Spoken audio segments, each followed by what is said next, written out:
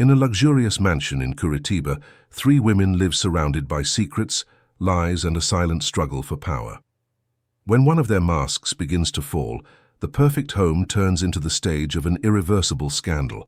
The morning sun illuminated the contours of the mansion in the Hawthorne neighborhood of Portland. Golden rays reflected off the large glass windows and outlined the impeccable architectural lines of a home that, for many, represented the pinnacle of success and sophistication. Mrs. Antonia Mendonça Sterling observed the garden from her veranda, breathing in the scent of the hydrangeas she loved so much. At 75, she maintained the elegant posture and keen gaze that had always characterized her throughout her career as an educator and, later, as an entrepreneur. Mrs. Antonia, "Your tea is served." Rose Oliver's serene voice broke the contemplative morning silence. For over 20 years, Rose was not just the employee who took care of the cleaning and organization of that house, but the confidant, the constant support, the watchful eyes that looked after her employer's well-being. "Thank you." "Rose, did you put a little honey in it just as I like?" "Of course. And I also brought those pecan cookies you adore." Mrs. Antonia smiled. It was through small gestures like these that Rose had become so important in her life. After the passing of Albert, her husband and partner in the creation of Sterling Tech, one of the most promising companies in the industry in the northwest of the country, Rose was the one who prevented her from succumbing to loneliness. "They're arriving today, aren't they?" Rose asked, referring to Mrs. Antonia's son and his new wife. "Yes, Vincent said they'd be here for lunch. I am finally going to meet Vivian in person." Rose noticed a shadow of concern in her employer's eyes. "Are you uneasy about their arrival?" Mrs. Antonia hesitated before answering, running her fingers along the rim of the porcelain cup. "I can't explain it, Rose. Vincent has always been impulsive in his decisions. Such a quick marriage right after meeting this girl. I confess it worries me. But didn't they date for almost a year?" "Yes, but they met at that tech event in New York City, and in less than a month they were already living together. Now, married and coming to live here. I hope it's the right choice." The sound of a car interrupted the conversation. Through the elegant gate of the mansion, a black SUV smoothly entered, parking near the main entrance. From the driver's side, a tall man of about 40 with brown hair slightly graying at the temples stepped out. Vincent Mendonça Sterling had his father's strong features, but his expressive eyes were undeniably Mrs. Antonia's inheritance. However, it was the woman who emerged from the passenger side that captured all attention. Vivian Montgomery Sterling, now officially part of the family, was the kind of presence that transformed any environment. Tall, slender, with black hair falling in perfect waves halfway down her back, and a face that seemed sculpted for magazine covers. Her smile, broad and confident, contrasted with the calculating gaze that Rose from a distance was the only one to perceive. "Mom." Vincent embraced Mrs. Antonia with genuine affection. "How are you? We missed you at the ceremony. You know how long journeys are for me, son, but I followed everything through the photos you sent me." Vivian approached, her high heels clicking melodiously on the marble floor. "Mrs. Antonia, we finally meet in person." Her voice had the same rehearsed cadence of a TV presenter. "Vincent talks so much about you. I feel like we're already intimate." The hug that followed was technically perfect, neither too tight nor too distant. Rose, observing discreetly from the entrance of the house, noticed how Vivian's hands quickly scanned the room as she embraced her mother-in-law, as if mentally cataloguing every visible item of value. "This house is even more impressive than in the photos," Vivian commented, already releasing from the embrace. "Vincent told me it was built especially for you." "Yes, Albert planned every detail. It was his dream to have a place that reflected our history," Mrs. Antonia replied, leading the newcomers inside. Rose followed them silently, carrying some smaller bags. As she passed Vivian, their gazes met for a fleeting moment. What Rose saw in those eyes made her shiver internally. It wasn't the sparkle of a woman in love meeting her new family, but something cold, calculating like a predator studying its prey. Lunch proceeded in apparent harmony.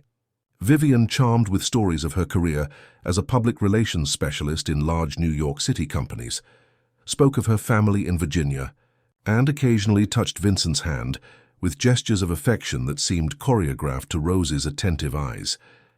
"And how are things at the company, Mom?" Is the business still expanding?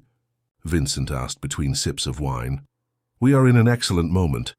The board approved the new development project I presented last month. In fact, I'd like you to take a look at the contracts before we finalize them. Of course, it would be a pleasure. Vivian also has experience with corporate contracts, don't you, dear? Vivian smiled sweetly. I'd love to help if Mrs. Antonia allows, of course. I have some ideas that could be interesting for Sterling Tech. A peculiar glint passed through Vivian's eyes, so quickly that only Rose, who was serving dessert at that moment, managed to catch it. It was the look of someone who had just confirmed valuable information. That evening, when the couple had already retired to the room prepared for them, Rose found Mrs. Antonia in the library, distractedly flipping through an old photo album. What did you think of her, Rose? The question came without preamble. Rose hesitated.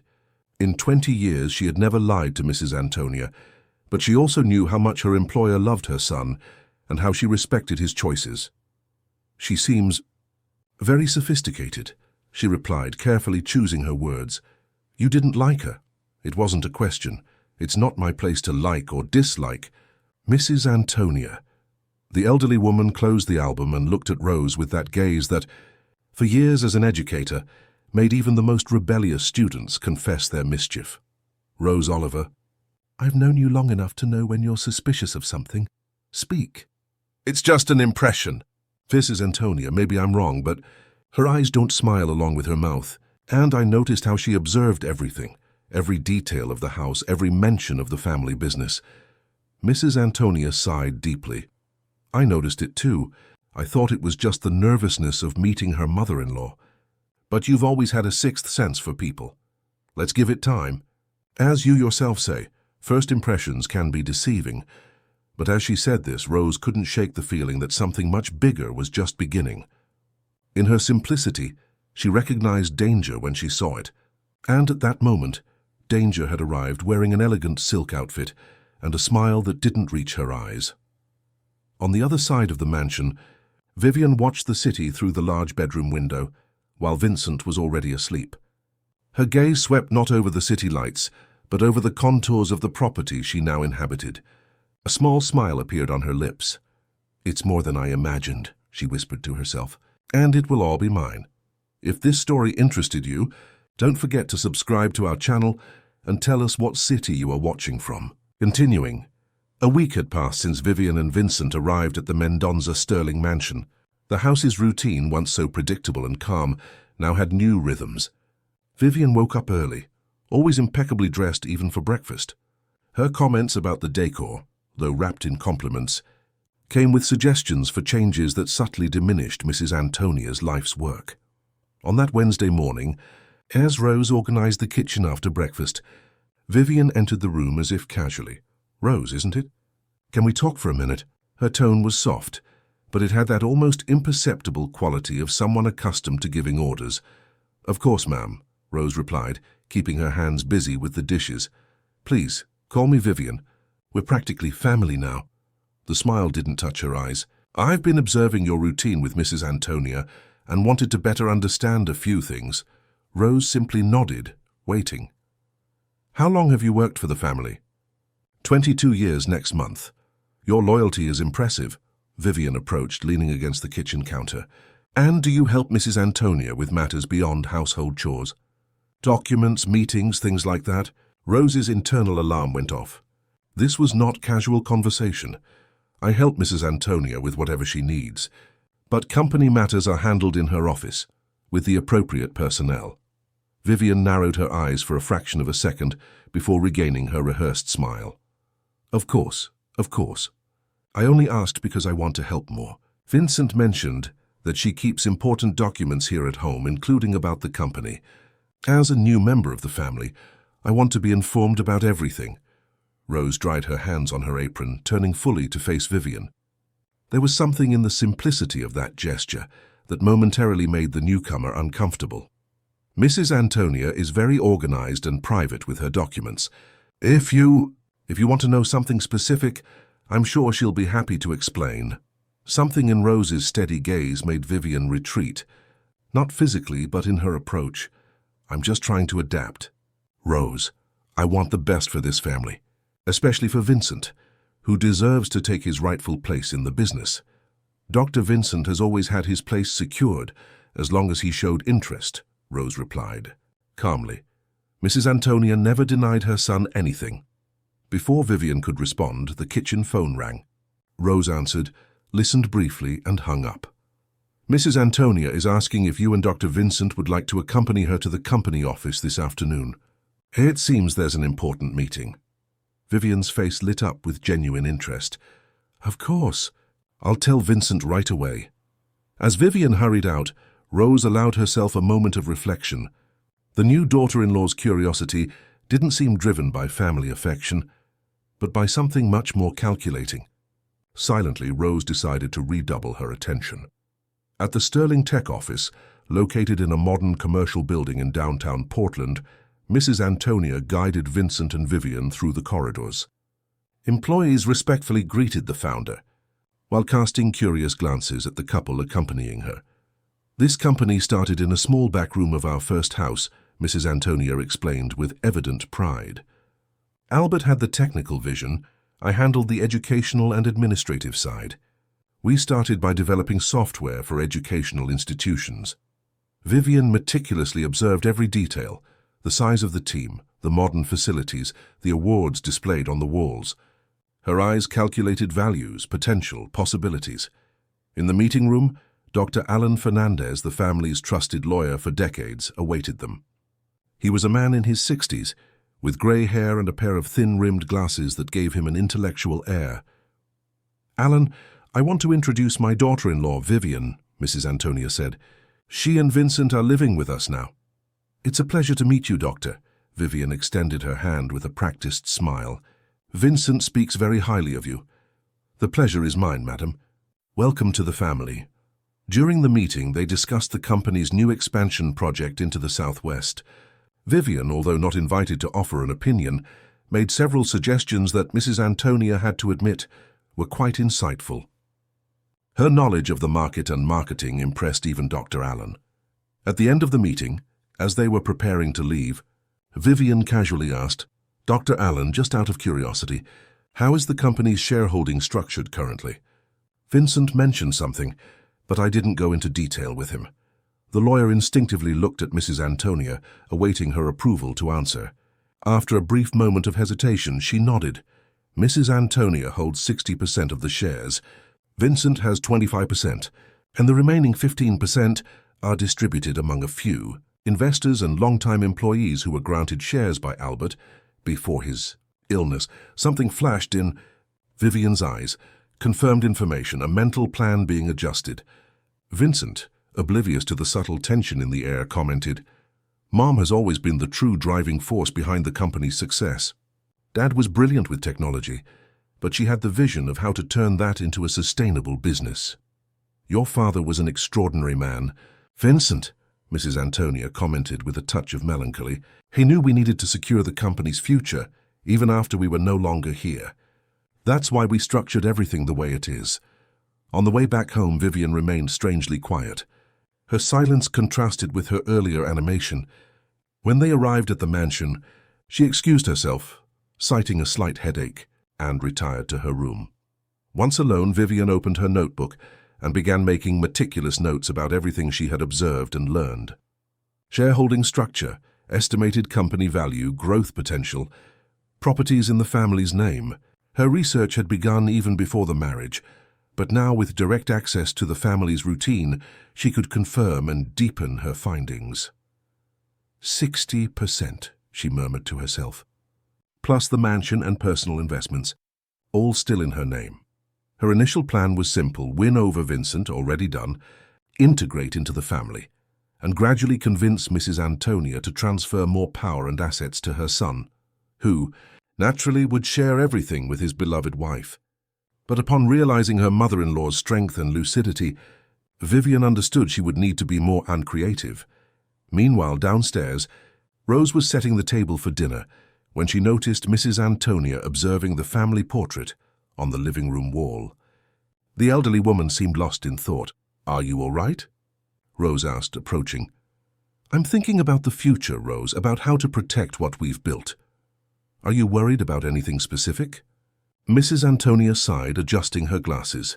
Vivian has an unusual interest in the family business. Not that it's wrong, of course, but there's something in the way she asks, the way she observes. I noticed the same, Rose admitted, lowering her voice even though no one else was in the room. This morning she asked me about your personal documents, about where you keep important papers. Mrs. Antonia's eyes widened slightly. What did you say?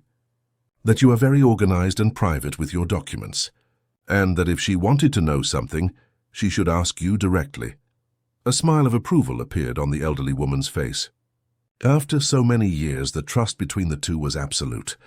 Rose, I think we need to be vigilant. I don't want to be unfair to Vivian. She might just be trying to integrate. But I've always trusted your intuition, and you can continue to trust it. Mrs. Antonia. What neither of them realized was the shadow in the hallway. Vivian, who had quietly come downstairs to get water, now overheard part of the conversation. Her face, normally controlled in a mask of sympathy, twisted into an expression of anger and determination. So the old woman has an ally, she thought to herself. This complicates things a bit, but nothing I can't circumvent. That night during dinner, Vivian was the most attentive daughter-in-law in the world. She served Mrs. Antonia, asked about her medication, showed genuine interest in her stories about the company's founding. Vincent watched, enchanted by the harmony between his wife and his mother.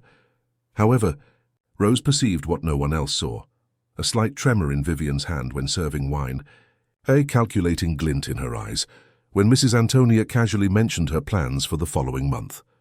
It was the look of someone planning every move of a dangerous game. When everyone retired, Vivian affectionately hugged her mother-in-law, wishing her good night. Sleep well, Mrs. Antonia. Tomorrow will be a new day. Rose, tidying the kitchen, felt a shiver run down her spine upon hearing that seemingly innocent phrase, because in Vivian's tone of voice there was a veiled promise, and it was not of something good. The first rays of sun had barely pierced through Mrs. Antonia's bedroom curtains when she realized something was different. The familiar scent of fresh coffee that normally filled the hallway in the morning had been replaced by an olfactory silence. She checked the clock on her nightstand. 7:15. Rose was never late with breakfast. With some effort, the elderly woman got up, put on her burgundy velvet slippers, and draped her robe over her nightgown. Her cane, a gift from Albert, when she began to experience pain in her left knee, was strangely out of its usual place. She frowned, but didn't give it much thought. Upon opening her bedroom door, she found Vivian in the hallway, impeccably dressed in a designer sports outfit, as if ready for a wellness magazine photo shoot. "Good morning, dear mother-in-law. You're up early today." Vivian's smile was wide, her perfectly aligned teeth gleaming. "Good morning, Vivian. Have you seen Rose? Normally she would have prepared breakfast by now." "Oh, I gave her the day off today. The poor dear looked so tired last night. I thought she deserved to rest a little longer." Mrs. Antonia raised her eyebrows, surprised. "Day off? But Rose never takes a day off without arranging it with me first. And today we have Dr. Miller's visit for my monthly checkup." Vivian feigned an expression of concern. "Oh, I apologize. I didn't know about the appointment. But don't worry. I prepared your coffee and already called to reschedule the consultation. I thought you should rest too." A discomfort settled in Mrs. Antonia's chest. In over 20 years of living together, Rose had never missed work without notice. And her medical appointments were sacred. Albert had made his wife promise to take care of her health after his passing. "You cancelled my appointment without consulting me?" Mrs. Antonia's voice, normally soft, took on a firm tone. For a fraction of a second, something cold flashed in Vivian's eyes, but it was soon replaced by an expression of theatrical regret. "Forgive me, I didn't realize it was so important. We'll reschedule for next week, all right? Come, I've prepared a special tea for you, much healthier than coffee." Reluctantly, Mrs. Antonia followed her daughter-in-law to the kitchen. On the counter was a cup with a yellowish liquid, with no discernible aroma. Beside it, unbuttered toast and a bowl of cereal she never ate due to her sensitive digestion. "What is this tea?" "A special blend for energy and vitality. It will make you feel young again." Mrs. Antonia picked up the cup, brought it to her lips and wrinkled her nose. It was hot water, practically tasteless with an artificial color. "I prefer my usual coffee with milk, Vivian." But mother-in-law, caffeine isn't good for people for those who need to watch their blood pressure. The tone was sweet, but there was something condescending between the lines. My blood pressure is perfectly controlled, according to Dr. Miller, whom you cancelled. Before the tension could escalate, Vincent entered the kitchen, already dressed for work. Good morning to the two most important women in my life. He kissed his mother on the forehead and his wife on the lips. Where's Rose today? Your wife gave her the day off, without consulting me. There was a subtle accusation in Mrs. Antonia's voice. Vincent looked confused from one to the other. I thought it would be a kind gesture, Vivian explained, holding her husband's hand. Rose works so hard, and I thought it would be good for us as a family to have some time just for ourselves without interferences. It was a good intention, dear, but Mom and Rose have a well-established routine. Perhaps it's better to consult before making such changes. Vivian lowered her head, in a perfect performance of the unjustly reprimanded wife. I just wanted to help. I feel so useless sometimes in this very organized house. Vincent hugged her, giving his mother a pleading look. Mrs. Antonia sighed, yielding for her son's sake. It's all right, Vivian. Just let me know next time. The rest of the day passed in apparent normality, except for the fact that Rose did not appear at any time. That evening, worried, Mrs. Antonia called the employee's cell phone, but it went straight to voicemail. The next day, early in the morning, the doorbell rang at the mansion. It was Rose, with visible dark circles under her eyes and an expression of genuine concern. Mrs. Antonia, I apologize. I never imagined I'd be unreachable. My niece had a problem, and I went to Beaverton to help her. There's no good cell signal there, and my battery died. I only saw your calls when I got home early this morning. Rose? But Vivian said you had taken the day off. Confusion was stamped on the employee's face. Day off? I never asked for a day off, Mrs. Antonia. You know I always arrange it in advance when I need to be absent. At that moment, Vivian appeared at the top of the stairs, wearing a light blue silk robe. Rose, good thing you're back. Is your niece better? The look Rose gave Vivian contained a silent accusation. She had never mentioned any niece in Beaverton to her employer's daughter-in-law. Everything's fine now, ma'am. Mrs. Antonia, may I prepare your breakfast? Hurricane, come, please, and then I want you to accompany me to Dr. Miller's office. I'll try to fit in an appointment today. During breakfast, while Vivian was upstairs, Rose quietly explained what had happened. Yesterday morning, I received a message from Dr. Vincent's phone saying you weren't feeling well and that I shouldn't come to work. I found it strange and tried to call, but no one answered. As I was leaving home to come check personally, my niece called needing urgent help. Mrs. Antonia nodded thoughtfully. And how did Vivian know about your niece? She didn't know. I never mentioned my family to her. A silence heavy with suspicion hung between them. Let's keep this between us for now. Rose, I don't want to create problems for Vincent without being sure of what's happening. Rose agreed, but her eyes said she was already sure enough. In the following weeks, small accidents began to happen in the mansion. First, Mrs. Antonia's reading glasses mysteriously disappeared, only to be replaced by a pair with a different prescription, causing persistent headaches. Then, the rug in the hallway leading to the bathroom was repositioned in a way that created a slight unevenness, almost imperceptible to someone without mobility issues, but potentially dangerous for a 75-year-old lady. Rose noticed every change. Silently, she repositioned the rugs, found the original lost glasses in unlikely places, and discreetly tasted the tea Vivian insisted on preparing for her mother-in-law. One afternoon, she discovered that the sugar had been swapped for salt, a substitution that could have caused a dangerous blood pressure spike in Mrs. Antonia. One night, while organizing the library, after everyone had retired, Rose found a small notebook hidden behind some books. Normally, she would never violate the privacy of the house's residents, but something in her instinct made her open those pages. They were Vivian's detailed notes, estimated company values, properties in Mrs. Antonia's name, dates of board meetings, and even a list titled Weak Points, which included everything from the elderly woman's knee problem to her medication routine. Rose photographed a few pages with her cell phone and replaced the notebook exactly as she had found it. This was more than simple ambition. It was a methodical plan. The next morning, after serving coffee, Rose asked Mrs. Antonia for a few minutes in private. "I found something you need to see," she said, showing the photos she had taken. Mrs. Antonia's face aged several years as she examined the images. "This was in my house? Hidden in my library?" Rose nodded gravely. "And there's more, Mrs. Antonia. I've been observing Mrs. Vivian. The accidents that have been happening, they're not accidents.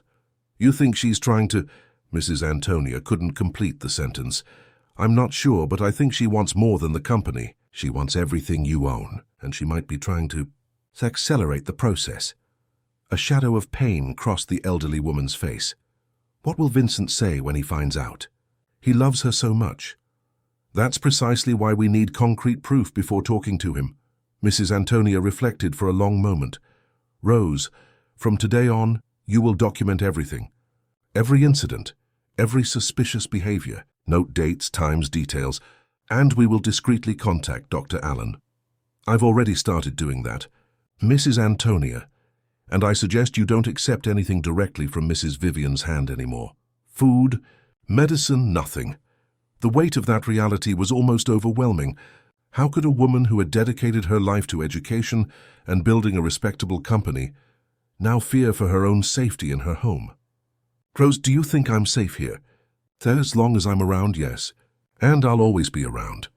That day, the dynamics of the house subtly changed. Rose became a silent shadow, always close to her employer. Her eyes registered every movement of Vivian, every seemingly innocent comment, every suggestion to change established routines. What neither of them knew was that Vivian had also noticed the change. During dinner, while serving wine to her husband, she observed how Rose discreetly tasted the food before serving Mrs. Antonia, how she strategically positioned herself near the elderly woman throughout the meal. "Rose seems very protective of you." "Mother-in-law," she commented casually, as she cut a piece of meat, almost like a bodyguard. Mrs. Antonia smiled serenely. "She has taken care of me for over 20 years. She's practically family." "Family," Vivian repeated, swirling the wineglass between her fingers. "It's interesting how some people manage to infiltrate families, isn't it? They gain trust, acquire power. They end up having more influence than the relatives themselves." Vincent, oblivious to the growing tension, commented animatedly about the company's expansion, completely unaware of the silent war being waged at the dinner table. Later, as everyone was preparing for bed, Vivian approached Rose in the hallway. "You don't like me, do you?" The rehearsed smile was no longer on her face. "It's not my place to like or dislike you, ma'am. I'm here to take care of Mrs. Antonia." "And that's exactly what bothers me, Rose." Vivian approached, invading the employee's personal space. "Your role is to clean the house, not to keep an eye on me or advise my mother-in-law. If you keep meddling where you shouldn't, things could get difficult for you." Rose met her gaze, not backing down an inch. "I've been through difficult things before, Mrs. Vivian, and I'm still here." For a brief moment, the two women stared at each other in silence, a battle of wills where both knew exactly what was at stake. "This conversation isn't over," Vivian murmured before walking away. "I never thought it was," Rose replied, watching her disappear down the dark hallway. Dr. Alan Fernandez's office was located in an old building in downtown Portland. Unlike modern law firms filled with glass and steel, the environment maintained a classic air, with solid wood bookshelves laden with legal tomes and a pendulum clock that marked time with its rhythmic beat.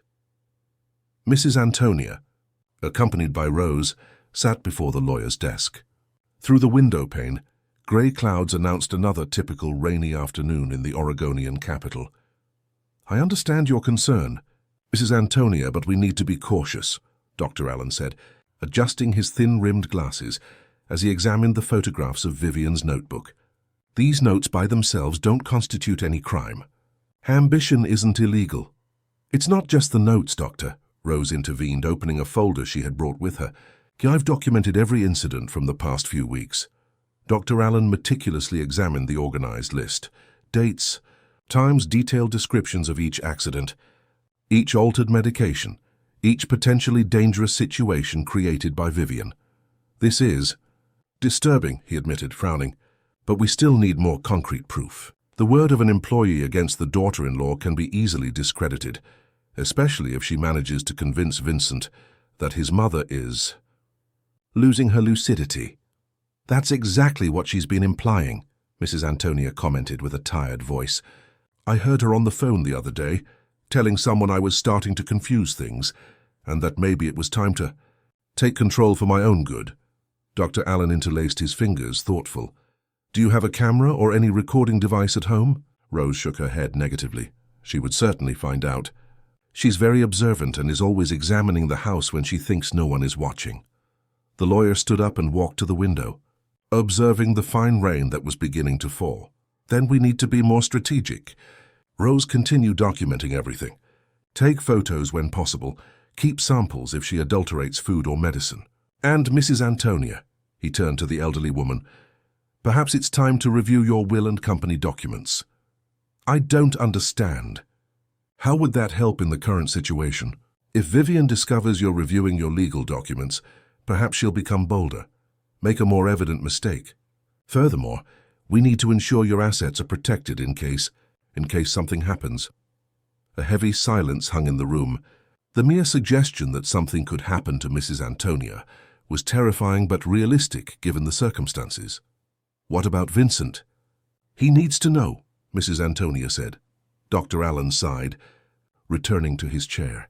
Your son loves this woman, Mrs. Antonia. Without irrefutable proof, he might interpret this as jealousy or resistance to accepting his wife into the family. We need to be very careful about how we approach this with him. Rose, who had remained silent, finally spoke. There's another detail we haven't mentioned yet.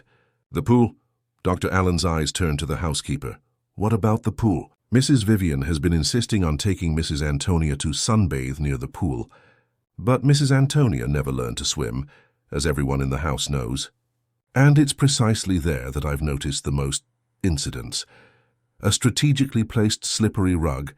Mrs. Antonia's chair always placed too close to the edge. The lawyer removed his glasses and rubbed his eyes, as if trying to erase the image those words evoked. This changes everything. From today on, Mrs. Antonia, you must not be alone with her under any circumstances, especially near the pool. Before they could continue the conversation, Mrs. Antonia's cell phone rang. It was Vincent asking where she was. After a brief conversation, she hung up with a worried expression. Vincent is coming home early today. Vivian told him I was confused this morning, that I couldn't find my way to my own room. That's a lie, Rose protested indignantly. You've been perfectly lucid all day. That's exactly what I fear, Dr. Allen commented darkly. She's planting seeds of doubt about your mental capacity, Mrs. Antonia. We need to act quickly. On the way back home, the rain had intensified, turning Portland streets into rushing rivers. Rose drove carefully, while Mrs. Antonia remained silent, watching the drops stream down the car window. I never imagined it would come to this, she finally said, fearing for my safety in the house I built with my husband. Because of the woman my own son brought into our family. Rose gently squeezed her employer's hand. We'll sort this out. Mrs. Antonia, I won't let her hurt you. When they arrived at the mansion, Vincent was waiting in the living room, visibly concerned. Vivian was by his side, a perfect image of a dedicated daughter-in-law. Mom, where were you? I was worried when Vivian told me you were confused this morning. Confused? Me? Mrs. Antonia smiled serenely. I was just at Dr. Allen's office reviewing some company documents. Vivian's gaze hardened momentarily upon hearing the mention of the lawyer. Documents? What kind of documents? Her voice maintained a sweet tone, but there was a note of alarm. Nothing important, dear. Just a periodic review we always do.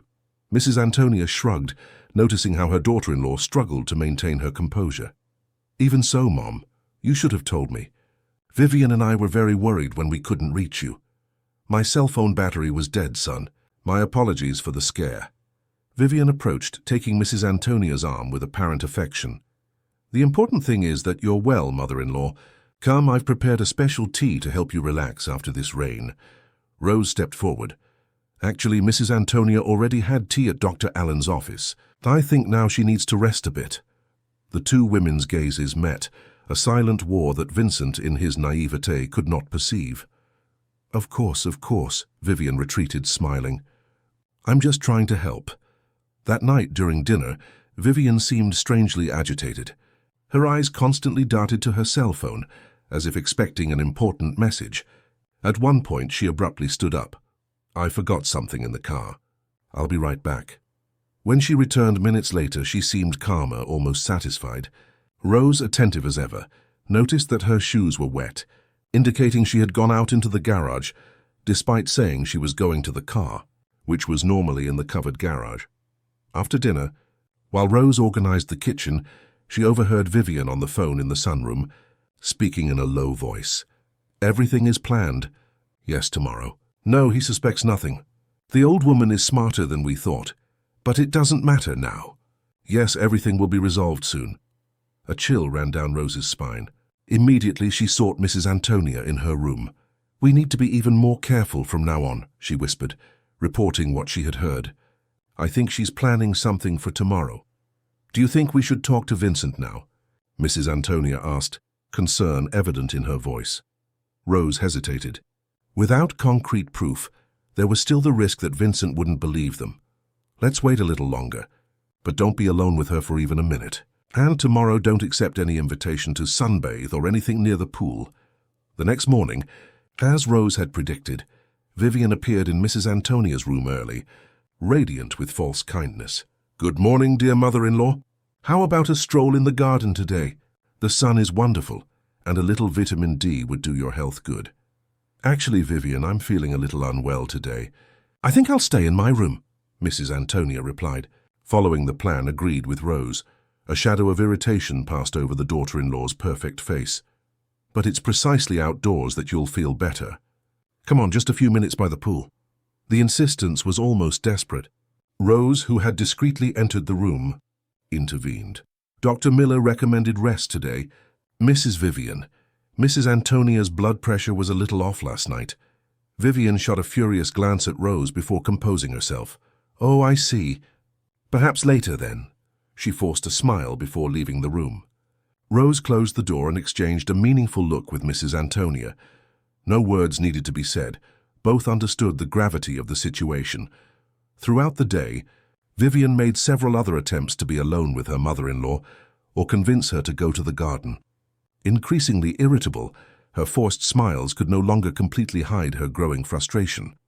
Late in the afternoon, when Vincent arrived home from work, he found his wife apparently in tears in the living room.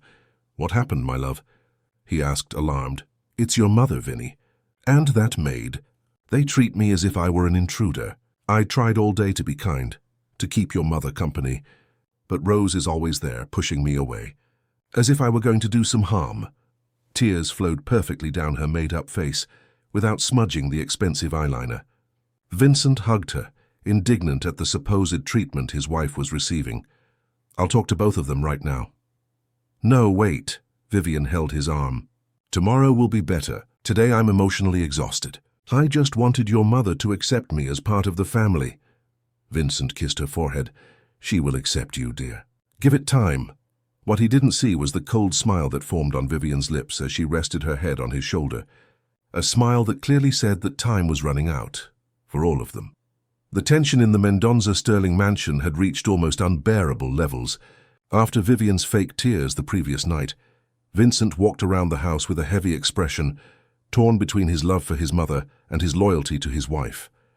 Breakfast passed in an awkward silence, with Mrs. Antonia trying to maintain her dignity, while Vivian played her role of an unjustly treated daughter-in-law to perfection. "Son, you have an important meeting today, don't you?" Miss Antonia tried to break the silence. "I cancelled it. I think we need to sort things out here at home first." His tone was serious, almost accusatory. Rose, serving coffee, noticed the triumphant look Vivian cast in her direction. Her plan was working, to isolate Mrs. Antonia from her greatest defender, her own son. "What things do we need to sort out, Vincent?" Mrs. Antonia asked calmly, maintaining the composure of an educator she had developed over decades in the classroom. "Vivian told me how you and Rose have been treating her, as if she were a stranger, as if you didn't trust her. And you believe that without hearing my side of the story?" The disappointment was evident in the elderly woman's voice. Vincent looked away, uncomfortable. "I'm listening now, Mom." Mrs. Antonia took a deep breath, measuring each word. It wasn't the ideal moment to expose her suspicions.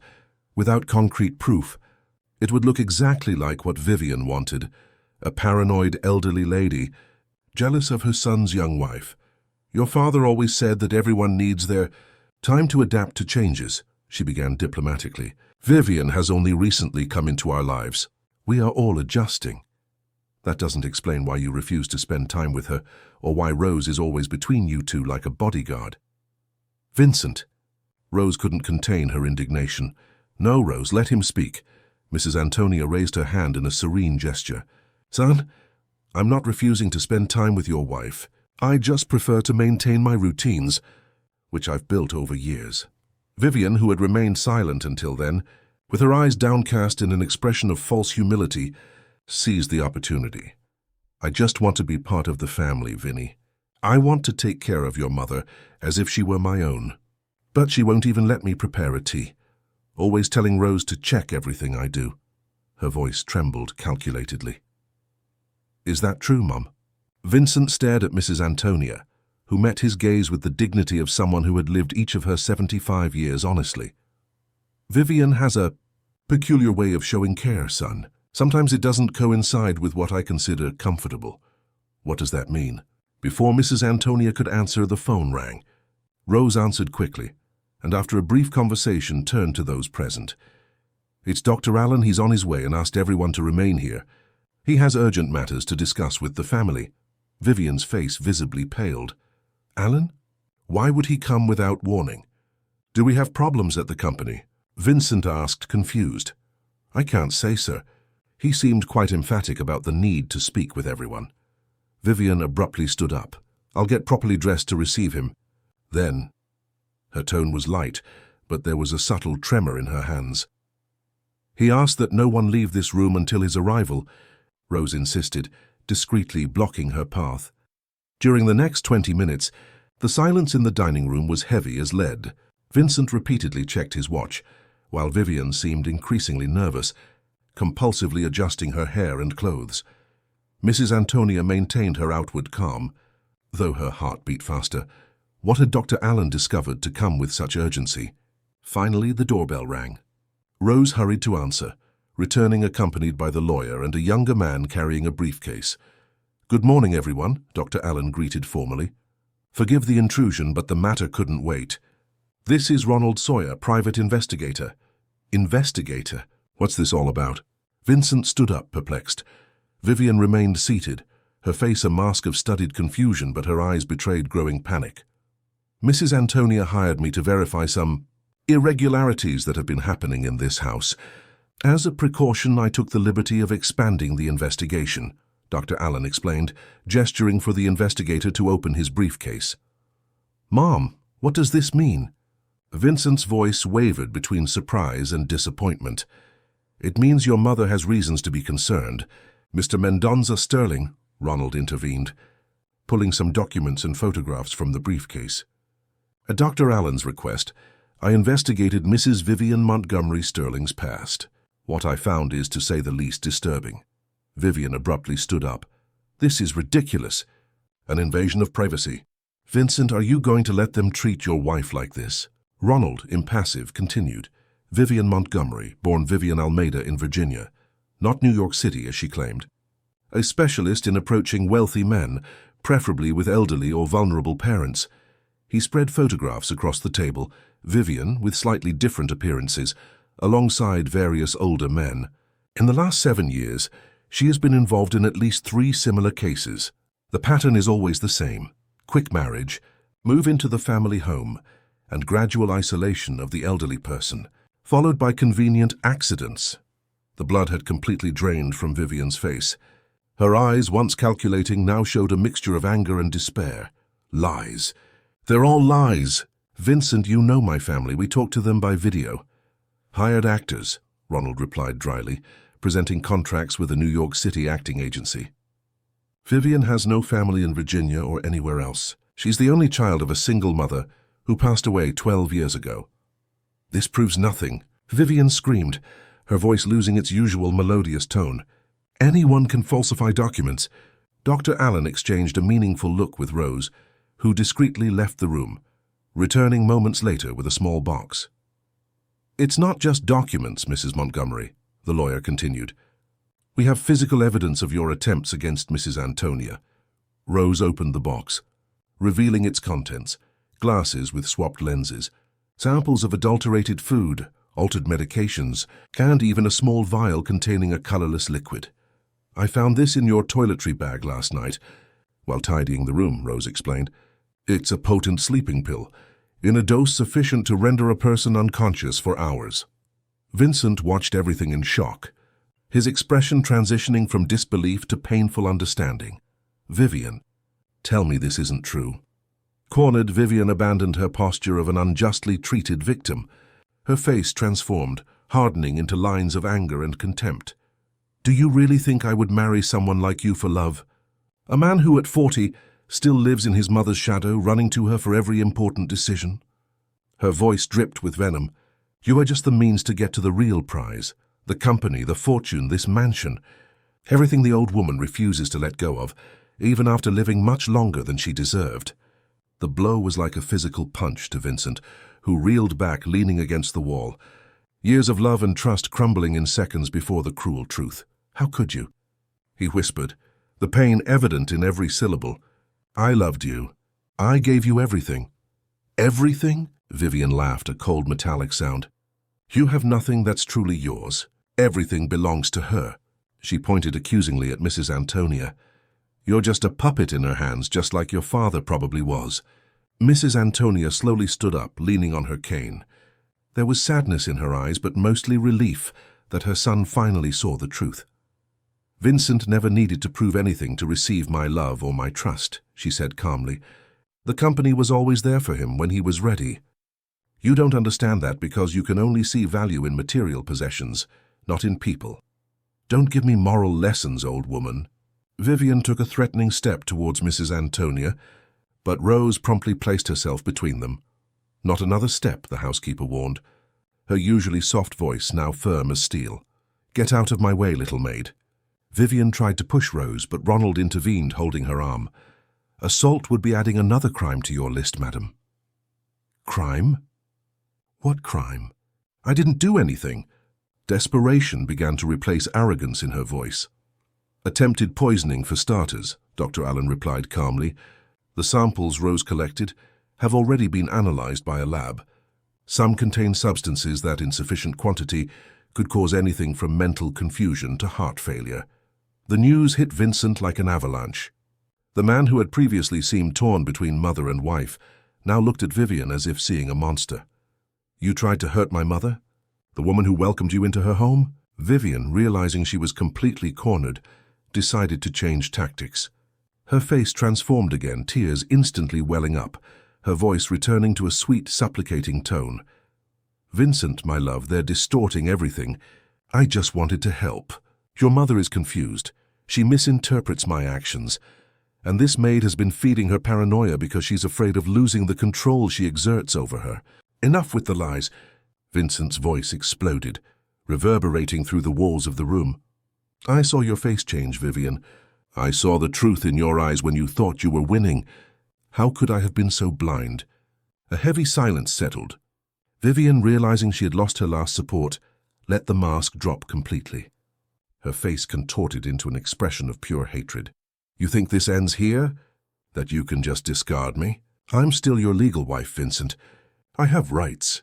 "Actually," Dr. Allen intervened, "the marriage can be annulled based on fraud. And, considering the evidence of your criminal intentions, I doubt any judge would grant you any kind of right over the Mendoza-Sterling family's assets." Vivian looked around, like a cornered animal. Her eyes landed on the veranda door which led to the garden and the pool. "This isn't over," she murmured, before suddenly running towards the exit. "Let her go," Dr. Allen instructed, when Vincent made a move to follow her. "The security guards have already been alerted. She's not going anywhere." Indeed, even before Vivian reached the main gate, 2 men appeared, blocking her escape. She tried to argue, cry, seduce, all the tactics that had always worked in the past. But this time there was no escape.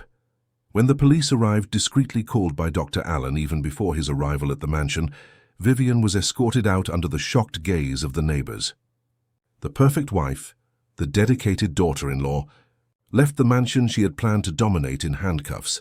Inside the house, Vincent emotionally collapsed, the reality of everything that had happened finally hitting him.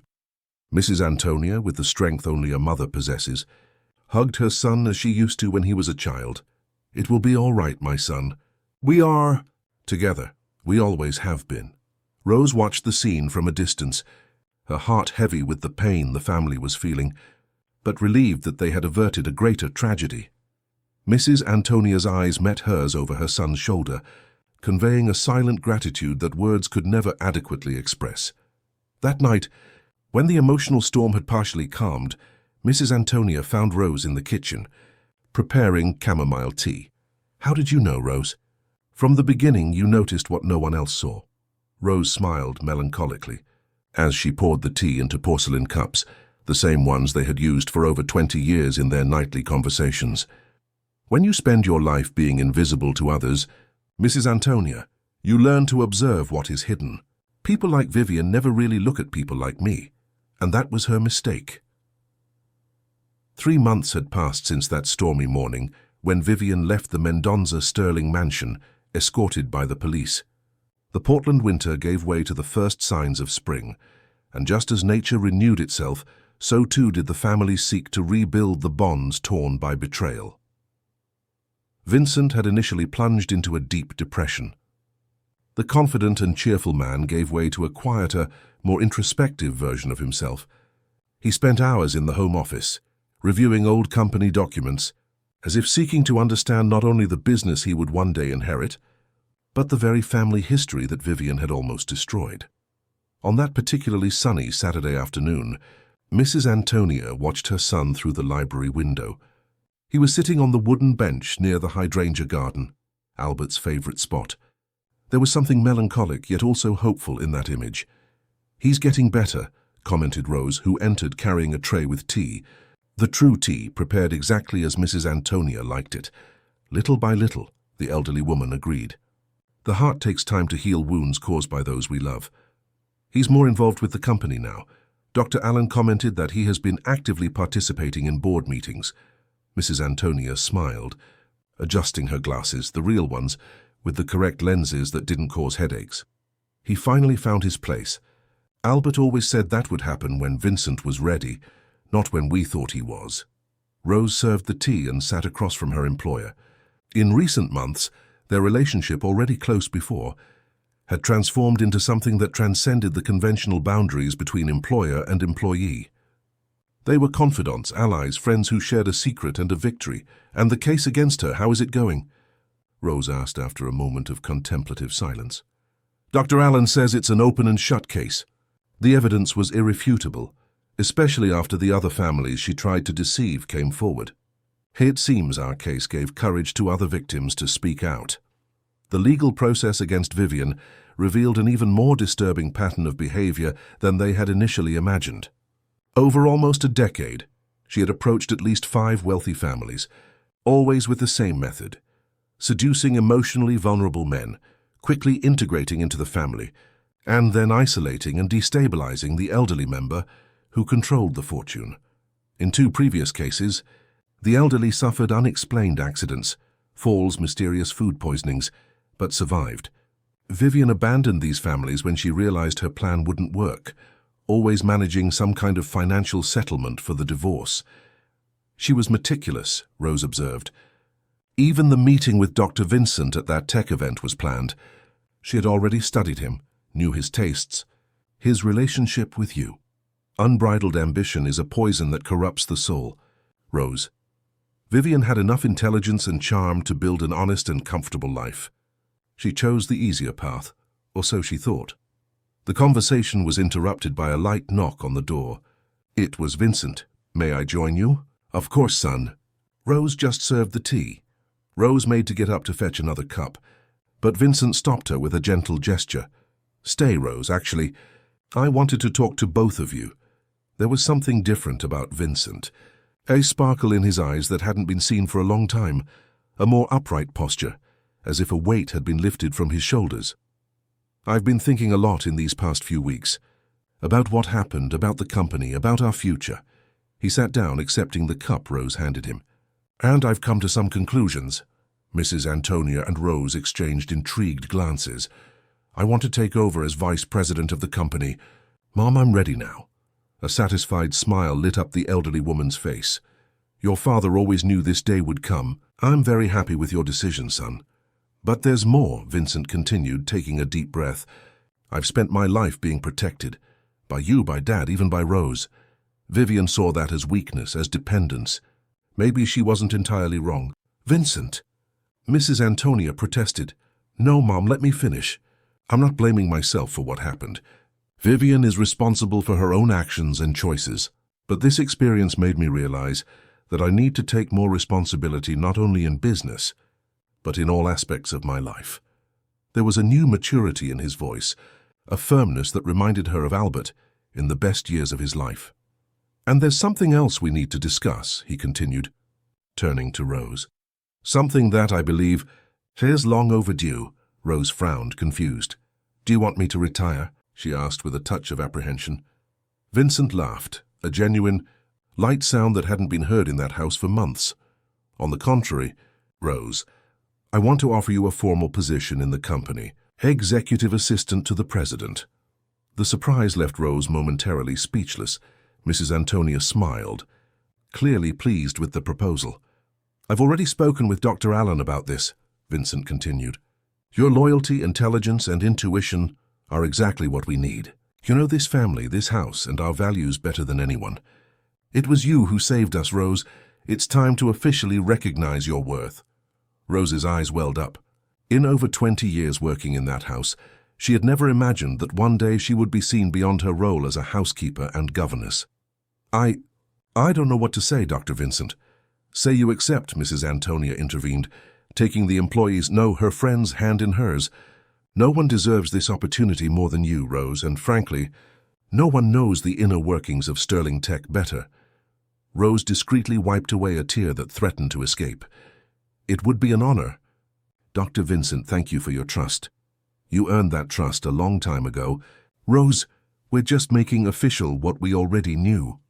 That night, during dinner, the Mendonza Sterling mansion seemed different. It wasn't the walls or the decor that had changed, but the atmosphere. The heavy air of suspicion and tension that had dominated the environment in recent months had been replaced by something lighter, more hopeful. At the head of the table, Mrs. Antonia watched her son with pride. The pain of Vivian's betrayal was still there, probably would never completely disappear.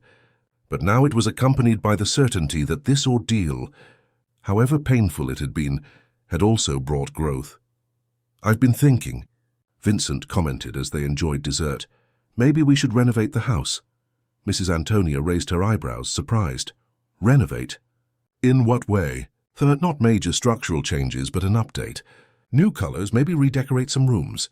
Create a space that reflects not only the glorious past with Dad, but also our present and future." Rose, who now sat at the table with them, a change Mrs. Antonia had insisted on since the first day after Vivian's departure, nodded approvingly. "I think that's an excellent idea. Some rooms could benefit from more light, brighter colors." Mrs. Antonia reflected for a moment. The house had always been her refuge, the space she had built with Albert, full of memories and meanings. But Vincent was right. It was time to look forward as well. "Where do you suggest we start?" she finally asked. "With the sunroom," Vincent replied promptly. "It's always been your favorite place, Mum, and I think it should be the first to receive this new energy." 2 weeks later, the sunroom was unrecognizable. The old dark leather armchairs had given way to lighter, more contemporary furniture. Large windows had been installed, allowing natural light to flood the room. Carefully selected plants brought life and color, transforming the space into a true urban oasis.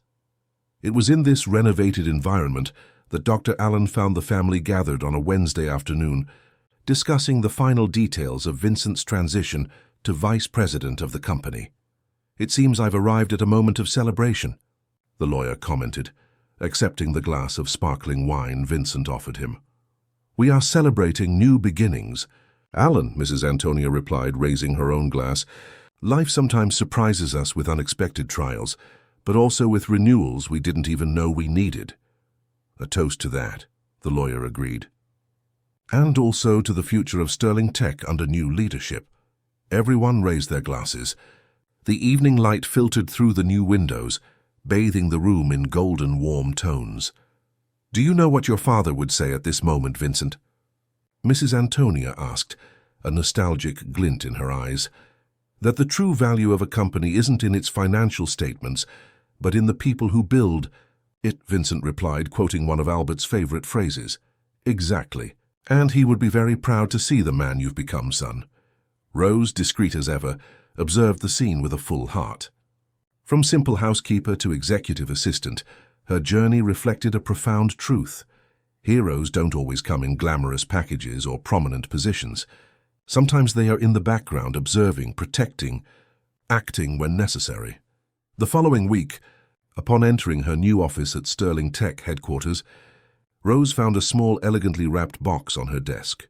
Inside, a silver key-shaped brooch, accompanied by a handwritten card. "For the one who has always been the true guardian of our home and our hearts. With eternal gratitude, Antonia and Vincent Mendonza Sterling." With tears in her eyes, Rose pinned the brooch to her new blazer, a piece she never imagined she would one day wear. The external transformation was visible, but the internal one had existed for a long time. Because Rose always knew her worth, even when others didn't see it. At the mansion in Hawthorne, the garden's hydrangeas began to bloom in shades of blue and pink. Mrs. Antonia, sitting on her favorite bench, observed the flowers with serenity. Life had taught her that, after the most violent storms, nature always finds the strength to be reborn. And so too are human hearts, resilient, capable of healing deep wounds and blooming again, even stronger and more colorful than before.